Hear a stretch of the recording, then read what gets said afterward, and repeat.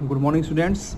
आज हम बात करेंगे डबल ब्लॉक और पाइवोटेड सू ब्रेक के बारे में। ठीक है, पिछले लेक्चर में हमने बात किया था सिंगल ब्लॉक और सू ब्रेक के बारे में। ठीक है, तो आज हम बात करेंगे डबल ब्लॉक और पाइवोटेड सू ब्रेक के बारे में। ठीक है, तो इससे आप समझ गए होंगे सिंगल ब्लॉक में जहाँ पे एक ब्लॉक यूज हो रहा था, अभी डबल ब्लॉक में 2 ब्लॉक यूज होगा। ठीक है, ब्लॉक का यूज हम क्यों कर रहे थे? व्हील ड्रम को जो रोटेट हो रहा था, व्हील ड्रम उसको रोकने के लिए। तो जहाँ पे पिछले लेक्चर में हम एक ब्लॉक का यूज कर रहे थे व्हील ड्रम को रोकने के लिए, अभी यहाँ व्हील ड्रम को रोकने के लिए हम 2 ब्लॉक का यूज करेंगे। ओके, तो यहाँ पे डायग्राम भी देख के आपको समझ में आ जाएगा कि यहाँ बीच में व्हील ड्रम है। ठीक है, अभी पिछले लेक्चर में जो हमने पढ़ा था इसका ये आधा हिस्सा ही पढ़ा था हमने। ठीक है, कि ये व्हील ड्रम था। ठीक है, एक सिंगल ब्लॉक यहाँ लगा हुआ था, यहाँ लीवर था। ठीक है, अभी जब हमने बोल दिया डबल ब्लॉक है तो फिर यहाँ एक नीचे एक और ब्लॉक आ गया है। ठीक है, एक ब्लॉक तो ऑलरेडी है ही, ऊपर से नीचे भी एक ब्लॉक आ गया है। ठीक है, 2 ब्लॉक हो गए हैं, इसलिए इसका नाम डबल ब्लॉक सू ब्रेक है। ठीक है, जब नीचे भी ब्लॉक आ गया तो नीचे भी एक लीवर रॉड लग जाएगा। एक लीवर रॉड नीचे है, इसका भी एक फल्क्रम पॉइंट है। ठीक है, ये दोनों लीवर रॉड जो है यहाँ पॉइंट, पहला वाला ऊपर वाला जो है ये पॉइंट O1 पे फिक्स है और दूसरा वाला नीचे वाला ये पॉइंट O2 पे फिक्स है। ठीक है, जो ऊपर वाले के साथ होता था वही नीचे वाले के साथ भी होगा, सेम वही फोर्स, वही कंडीशन, सब कुछ लगाना है। ठीक है, तो जैसे हम करते थे वैसे ही करना है, कुछ नहीं है इसमें। बस इसमें जो मोमेंट निकालना है हमको 2 बार निकालना पड़ेगा। सिंगल वाले केस में हम केवल ऊपर वाले के लिए मोमेंट निकालते थे, अभी हमको नीचे वाले के लिए भी सारा मोमेंट निकालना पड़ेगा। ओके, थोड़ा लेंदी हो जाएगा, बाकी सब आसान है। ठीक है, तो देख लेंगे, समझ में आ जाएगा। ओके, तो अभी हमको क्या करना पड़ेगा? 1 और 2 से डिनोट करना पड़ेगा, चूंकि दो पार्ट हो गए। ठीक है, तो ये हमने सेंटर डिस्टेंस एक ले लिया है। इसके ऊपर वाला जो हिस्सा है ये सब हम 1 से डिनोट कर रहे हैं। ऊपर जो लीवर रॉड है इस पर जो फोर्स अप्लाई हो रहा है ये P1 है। ठीक है, इसका जो रिएक्शन है ये RN1 है। ठीक है, और इसका जो फल्क्रम पॉइंट है, जो फिक्स पॉइंट है वो O1 है। नीचे वाले पर जो फोर्स अप्लाई हो रहा है वो P2 है। इसका जो रिएक्शन आएगा नीचे की तरफ आएगा ये RN2 है। ठीक है, अच्छा, P1 P2 दोनों का डिस्टेंस जो है लीवर रॉड बराबर है, दोनों का डिस्टेंस जो है फिक्स पॉइंट से L है, दोनों का डिस्टेंस L है, लेंथ चूंकि बराबर है। सिमिलरली RN1 और RN2 इन दोनों का डिस्टेंस भी सेम है, X है। ओके, और ये व्हील ड्रम जो है, अभी इस केस में व्हील ड्रम जो है क्लॉकवाइज घूम रहा है। तो क्लॉकवाइज अगर घूम रहा है तो ऊपर वाले के देखें हम तो क्लॉकवाइज फोर्स जो है कुछ ऐसा फ्रिक्शन फोर्स देगा। ठीक है, ये कुछ ऐसा फ्रिक्शन फोर्स देगा। ठीक है, तो इसको भी हम ऊपर वाले दिखा रहे हैं FT1 से। ठीक है, FT1। अब FT1 अगर ऊपर वाले का फ्रिक्शन फोर्स है, उसकी वैल्यू क्या हो जाएगी? म्यू, और ऊपर वाला रिएक्शन RN1 यानी म्यू इंटू RN1। ठीक है, तो ये ऊपर वाले का फ्रिक्शन फोर्स हो गया या ब्रेकिंग फोर्स हो गया। तो चूंकि क्लॉकवाइज घूम रहा है तो इसको हम नीचे लेके आए तो नीचे वाले का फ्रिक्शन फोर्स निकल जाएगा। अगर ऐसे घूमेगा ये तो नीचे वाले का कुछ अपोजिट साइड में फ्रिक्शन फोर्स आएगा। ठीक है, ये फोर्स जो ऊपर इधर आया है ये घूमते हुए नीचे आएगा तो नीचे वाले का फ्रिक्शन फोर्स ये लेफ्ट साइड में आएगा। ठीक है, और इसको नीचे वाले को मान ले रहे हैं FT2। ठीक है, FT2 की वैल्यू कितनी है? म्यू इंटू नीचे वाला रिएक्शन कितना है? RN2 म्यू इंटू RN2, तो ये FT2 की वैल्यू हो गई। ओके, अभी जो क्वेश्चन इसमें देता है, इस पे जो न्यूमेरिकल आता है तो उसमें बेसिकली O1 और O2 के बीच का डिस्टेंस देता है। ठीक है, O1 और O2 के बीच का डिस्टेंस हम मान ले रहे हैं कि ये डिस्टेंस कितना है? C है, स्मॉल c है। ठीक है, और ये जो FT1 है, FT1 और फिक्स पॉइंट O1 के बीच का डिस्टेंस जो ऊपर वाला है ये डिस्टेंस A1 है, और नीचे वाला जो फोर्स है FT2 और फिक्स पॉइंट O2 के बीच डिस्टेंस ये मान ले रहे हैं हम A2 है। ये A1 A2 बड़े आराम से निकल जाएगा। अगर क्वेश्चन में C दिया हो तो A1 A2 बड़े आराम से निकल जाएगा। A1 हम कह सकते हैं कि ये रेडियस R है, पूरा रेडियस R है। इसमें से हम अगर हाफ, C का हाफ हम कर दें तो 2 C/2 हो जाएगा ये। तो R में से अगर हम C/2 डिवाइड कर दें तो A1 निकल जाएगा। सिमिलरली यहाँ पे R में से हम C/2 डिवाइड कर दें तो A2 भी निकल जाएगा। ठीक है, तो ये A1 A2 निकालना आसान है, इसमें कोई दिक्कत नहीं है। तो अभी हम क्या करेंगे? पहले हम ये ऊपर वाला जो हिस्सा है इसका मोमेंट निकालेंगे। ठीक है, तो ऊपर वाले के लिए हम क्या करेंगे कि for the upper block take moment about point O1। ठीक है, हम पॉइंट O1 चूंकि ऊपर वाले का निकालना है तो हम O1 के बाद मोमेंट निकालेंगे। ठीक है, तो take moment about point O1 के बाद मोमेंट निकालेंगे तो summation M about O1 should equal to 0। अब यहाँ पे P1 का मोमेंट निकलेगा, क्या हो जाएगा? P1, और ये डिस्टेंस कितना है? L है, P1 इंटू L, और ये एरो नीचे है तो कैसे घूमेगा O1 के अबाउट? ये क्लॉकवाइज घूमेगा तो प्लस में आएगा। क्या हो जाएगा? P1 इंटू L प्लस में। दूसरा मोमेंट निकलेगा FT1, जो फोर्स FT1 है, FT1 ये एरो लेफ्ट राइट साइड में है, O1 नीचे है तो ये कैसे घूमेगा राइट साइड में, ये नीचे से आके ऐसे घूमेगा, तो ये भी क्लॉकवाइज मतलब ये भी प्लस में होगा, तो यहाँ जाएगा प्लस FT1 इंटू डिस्टेंस कितना है इसका A1 है इंटू A1।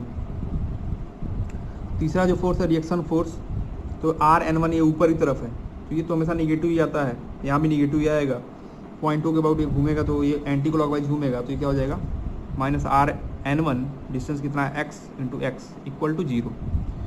अब यहाँ FT1 की वैल्यू पुट कर देना है हमको म्यू RN1, तो FT1 की वैल्यू हमने पुट कर दिया यहाँ पे म्यू RN1 और इसको हम इक्वल टू किधर लेके आएंगे, क्या हो जाएगा P1L इक्वल टू, ये जो माइनस है प्लस इक्वल टू किधर जाएगा तो प्लस हो जाएगा, प्लस RN1x माइनस हो जाएगा ये FT1 की जगह म्यू RN1 इंटू A1। यहाँ से RN1 अगर हम कॉमन ले लें तो क्या बचेगा ब्रैकेट में x माइनस म्यू A1, ठीक है, इक्वल टू PL1। यहाँ से हम RN1 की वैल्यू निकाल लेंगे तो RN1 कितना हो जाएगा P1L divide by x minus mu A1। Okay, ये RN1 की वैल्यू निकल गई, ठीक है। अभी यहाँ जो A1 की वैल्यू मैं बता चुका हूँ, A1 की वैल्यू फ्रॉम डायग्राम यहाँ मैं लिखा भी हूँ, A1 equal to R minus C/2, यहाँ से A1 निकल जाएगा। ओके, उसका टेंशन लेने की बात नहीं है, क्वेश्चन हम करेंगे तो अपने आप निकाल के ही करेंगे। ओके, अब सिमिलरली फॉर लोअर ब्लॉक के लिए हम निकालेंगे value similarly for lower block. तो लोअर ब्लॉक के लिए अगर मोमेंट निकालें तो हमको अब इसके नीचे का हिस्सा देखना है, ऊपर का हिस्सा छोड़ दो, भूल जाओ, अब केवल इतना हिस्सा देखना है आपको। ओके तो लोअर ब्लॉक के लिए जो मोमेंट हम निकालेंगे वो पॉइंट O2 के अबाउट निकालेंगे, ठीक है। अभी O2 के अबाउट मोमेंट निकालेंगे, सारे फोर्स को वो देखना है। तो पहला फोर्स P2 है, ऊपर की तरफ लग रहा है, अगर P2 का मोमेंट हम निकालें O2 के अबाउट तो ये एरो ऊपर की तरफ है, O2 के अबाउट कैसे घूमेगा, ये ऊपर आ घूमेगा, ठीक है। तो ये एंटी क्लॉकवाइज आएगा, इसको ध्यान देना है, क्योंकि ये एरो ऊपर है, ये पॉइंट यहाँ पे है, तो ये ऊपर आ घूमेगा तो ये एंटी क्लॉकवाइज हो जाएगा, तो ये माइनस में आएगा, माइनस P2 इंटू L। तो मोमेंट क्या हो जाएगा summation M O2 equal to 0, क्या हो जाएगा माइनस P2 इंटू L। ये जो फोर्स है नीचे वाला FT2 ये लेफ्ट साइड में है, ठीक है, ये पॉइंट O2 ऊपर है, ये जो है ये देखो फिर क्लॉकवाइज घूमेगा, ये एरो आगे आगे ऐसे घूमेगा तो क्लॉकवाइज आएगा तो प्लस में आएगा, plus FT2 into A2, distance A2 है इसका। तीसरा रिएक्शन RN2, अब ये इसका RN2 का रिएक्शन ये नीचे की तरफ एरो है, ये एरो नीचे की तरफ है, ये O2 पॉइंट यहाँ है तो ये कैसे घूमेगा, ये भी क्लॉकवाइज घूमेगा, ठीक है, तो ये भी प्लस में हो जाएगा, प्लस RN2 इंटू डिस्टेंस कितना है x इक्वल टू 0। अगेन यहाँ FT2 की वैल्यू को पुट करना है म्यू RN2, ठीक है, नीचे FT2 है तो म्यू RN2 यहाँ पुट करेंगे और ये इक्वल टू किधर लेके जाएंगे, तो ये इक्वेशन क्या बनेगा P2L equal to mu RN2 A2 plus RN2 x। अभी यहाँ से RN2 कॉमन लेंगे तो ब्रैकेट में आएगा x प्लस म्यू A2, यहाँ से RN2 की वैल्यू कितनी आ गई P2L divide by x plus mu A2। Again यहाँ A2 की वैल्यू की हमको टेंशन लेने की जरूरत नहीं है, A2 की वैल्यू हमको पता है डायग्राम से कितना है, A2 equal to R minus C/2। Okay,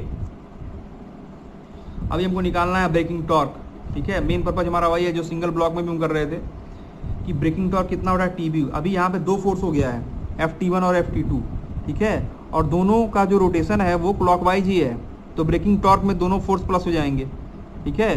तो FT1 की वजह से क्या होगा FT1 into R plus FT2 into R, R हम कॉमन लेंगे तो क्या हो जाएगा TB को हम लिख सकते हैं FT1 plus FT2 into R। अभी FT1 की वैल्यू कितनी है FT1 की वैल्यू कितनी है म्यू RN1, तो यहाँ हम FT1 की जगह पुट कर देंगे म्यू RN1, और FT2 की वैल्यू कितनी है म्यू RN2, यहाँ पुट कर देंगे म्यू RN2, ठीक है। तो नेक्स्ट जो इक्वेशन बनेगा क्या आ जाएगा